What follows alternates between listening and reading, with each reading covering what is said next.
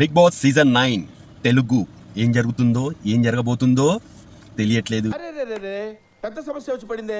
Owners tenants అని task ఇచ్చి celebrities commoners big boss లో పంపించి వాళ్ళ ఇద్దరి మధ్యలో ఎలాంటి సింక్ అవ్వట్లేదు.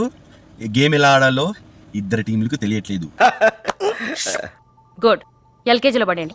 నెక్స్ట్ అగ్ని పరీక్షలో అన్ని నేర్పించి పంపించినా సరే ఉప్పులు పప్పులు థమ్సాప్లు ఎగ్గు దోశలు ఎగ్గులు ఏం తినాలో ఏం తినొద్దో దాని మీద బాగా దృష్టి పెట్టారు. నాకు ఏడుపు వస్తుంది. క్యాప్టెన్షిప్ డిమాండ్ పవన్ నిన్న క్యాప్టెన్షిప్ ఇచ్చేయడం జరిగింది. ఫేర్గా ఆడలేదు, ఫాల్ జరిగింది. అందుకే నేను క్యాప్టెన్షిప్ సొంతంగా గెలుచుకొని కెప్టెన్ అవుతానని చెప్పేసి నిన్న బ్యాచ్ తీసి ఇచ్చడం జరిగింది.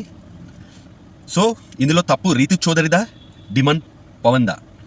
సో భరిని స్టాప్ అన్నప్పుడు స్టాప్ అయిపోయాడు. డిమాండ్ మాత్రం ఆపలేదు. అది రీతుకు కనిపించలేదా అంటే డెఫినెట్గా కనిపించలేదని వాదిస్తుంది. కానీ పవన్ అన్న అక్కడే చెప్పాల్సింది ఎస్ నేను కూడా ఆగలేదు అని. సో డిమాండ్ పవన్ అక్కడ ఫాల్ చేసి ఇక్కడ నేను బ్యాచ్ ఇచ్చేస్తున్నా అంటే ఇది నాట్ కరెక్ట్. ఇది కనిపించదు, ఇది చూపించరు, ఇది లైట్ తీసుకుంటారు కాబట్టే వాళ్ళిద్దరికి తెలుసు, రీతుకి తెలుసు, డిమాండ్ పవన్కి తెలుసు ఇది ఫాల్ గేమ్ అని వెనక్కి ఇచ్చడం జరిగింది. అందరి ముందు పరువు పోయిందిగా.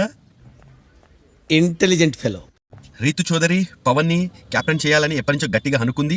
దానివల్ల ఫాల్ అయినా పర్లేదు నేను చేసేద్దామని డెఫినెట్గా అలాగే జరిగింది. సో బిగ్ బాస్ కెమెరాలు క్యాచ్ చేయలేవు మేము చేసే వేసాలు అని అనుకున్నారు, దొరికిపోయారు. అందరి ముందు పరువు పోయిందిగా.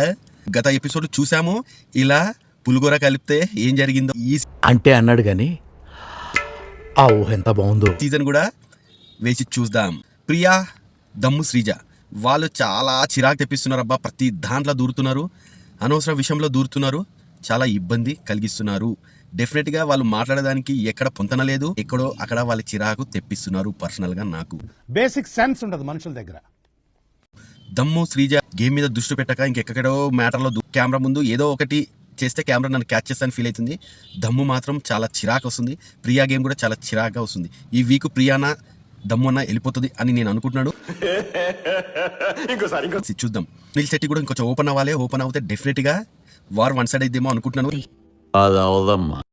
ఎందుకంటే చాలా అనుభవం ఉంది ఆయనకి, ఎన్నో సినిమాలు చేశా, కెమెరా ముందు ఫేస్ చేసే చాలా కంటెంట్ ఇచ్చే చాలా ఉంది ఆయనకి. కానీ ఎందుకో ఎక్కడో స్లో అవుతున్నాడేమో అనిపిస్తుంది. డెఫినెట్గా ఓపెన్ అయితే బాగుంటుందేమో అనిపిస్తుంది. డిమాండ్ పవన్, కళ్యాణ్, రీతు చౌదరి వీళ్ళు ముగ్గురు పులిహోర కలుపుతున్నారు. లాస్ట్గా ఏమవుతుందో చూద్దాం. దీని మీద మీ అభిప్రాయం ఏంటో డెఫినెట్గా కామెంట్ చేయండి. Please do subscribe.